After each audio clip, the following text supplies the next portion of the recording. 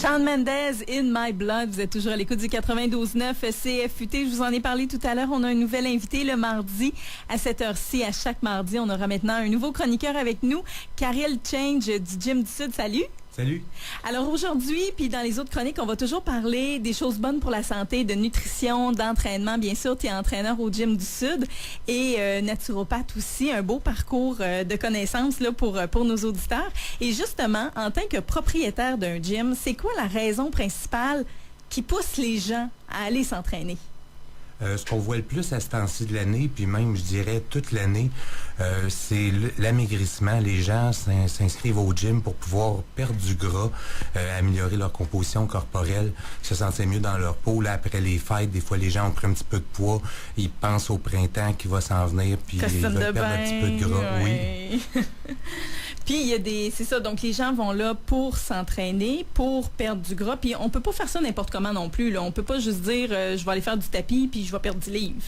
Exact. Il y a beaucoup de mythes pour la perte de gras. Les gens, souvent, vont penser que juste aller sur une machine de cardio, faire du cardio pendant 30 minutes, 40 minutes, plusieurs fois par semaine, même si des fois c'est un petit peu plate puis fastidieux, ça va les faire maigrir, puis ils vont brûler du gras beaucoup en faisant ça.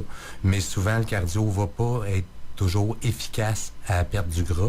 Parce que, exemple, si je viens de souper puis je m'en vais au gym après souper pour faire mon cardio, il y a des bonnes chances que l'énergie que mon corps va utiliser pendant ma séance de cardio, ben, ça va être l'énergie qu'on a pris pendant notre souper. Fait qu'en gros, on brûle notre souper. Fait que c'est pas vraiment, on n'ira pas chercher dans les réserves de gras.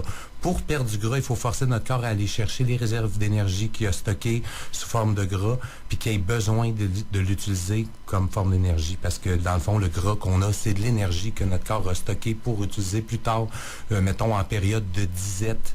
Parce que notre corps, il sait pas qu'on a des épiceries, notre frigidaire est plein, qu'on manquera jamais de bouffe. Notre corps il est programmé pour la survie, il est programmé pour qu'on ait des réserves si on n'a plus rien à manger. Puis c'est quoi d'abord? Qu'est-ce que les gens doivent faire si on va aller chercher ce gras-là qui est stagnant puis qui ne veut pas partir?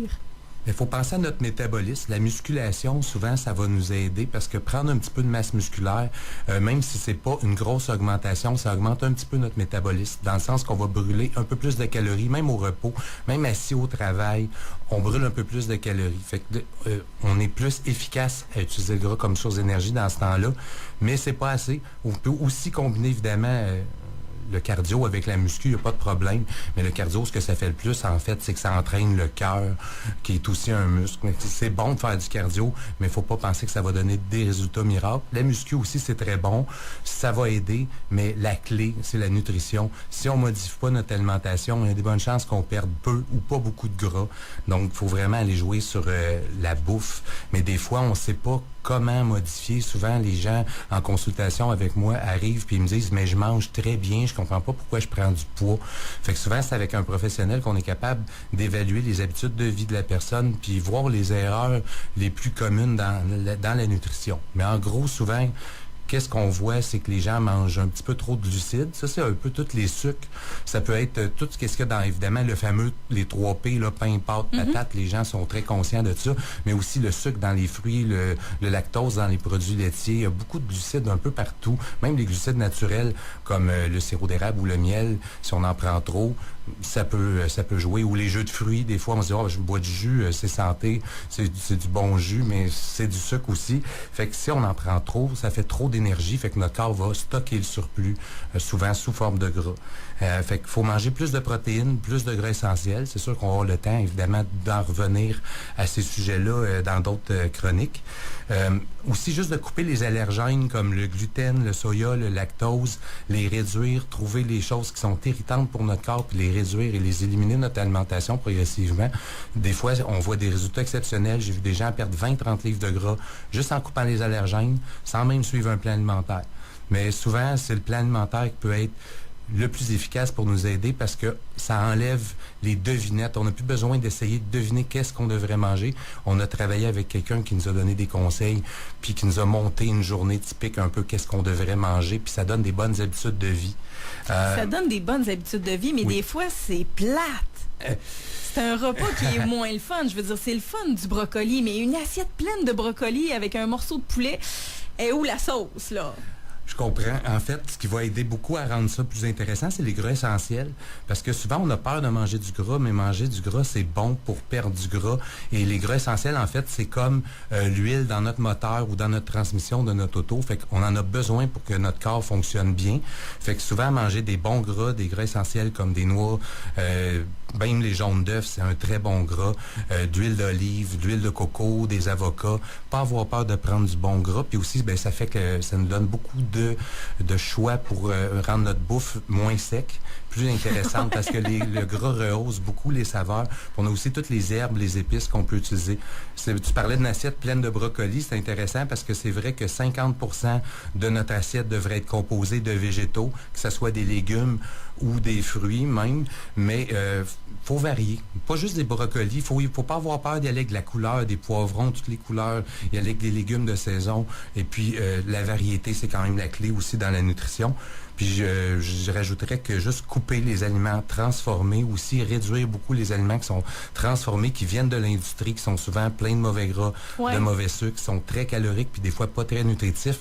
Ça aussi, ça fait des miracles sans être obligé de tout changer nos habitudes au complet. C'est des petits trucs qui pourraient aider les gens.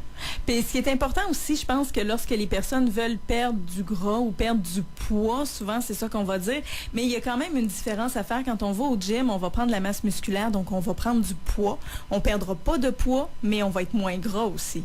Oui, dans une certaine mesure, oui. C'est sûr que la masse musculaire, ça prend quand même du temps à se bâtir. Fait que des fois, au début, les gens bâtissent plus de masse parce qu'ils commencent à s'entraîner, puis la perte de gras n'est pas encore initiée à 100%. Fait que là, on peut voir que le poids augmente un peu sa balance ou reste stable, mais à moyen long terme, des fois, les gens qui ont 15, 20, 25 livres à perdre, c'est sûr qu'à un moment donné, ça va se mettre à baisser sur la balance parce que la masse musculaire va ralentir. On va arrêter de prendre de la masse en fou, puis on va continuer à perdre du gras. Il faut y aller sur le long terme, fait qu'il faut s'arranger pour aimer ça aussi. Fait que ça, c'est aussi d'aller voir quelqu'un qui peut nous aider, nous donner des trucs pour rester motivé, comme on parlait v'là 2 semaines. Oui, absolument. Puis ça, justement, au Gym du Sud, c'est un endroit où on peut aller vous voir. Vous allez pouvoir faire des plans nutritionnels, je suppose, et aider les gens un petit peu dans leur recherche de perte de poids? Oui, c'est possible de me rencontrer pour les plans d'entraînement puis les plans nutritionnels. Et puis aussi, juste l'ambiance dans le gym, de voir les autres s'entraîner, c'est aussi très motivant. Combien de temps ça prend pour prendre une habitude? Combien de temps on doit se dire il faut que j'aille au gym, il faut que j'aille au gym, il faut que j'aille au gym, jusqu'à ce qu'on se rende à yes, je m'en vais au gym cet après-midi? Il paraît que ça prend à peu près 2 semaines de prendre une habitude, mais moi je dirais que pour le gym, les 2 premiers mois sont souvent les plus durs, fait qu'il faut se donner le temps, et puis ça devient de plus en plus facile au fur et à mesure qu'on prend les bénéfices puis que notre corps s'habitue à l'activité physique, puis ça crée quasiment une bonne dépendance avec le temps.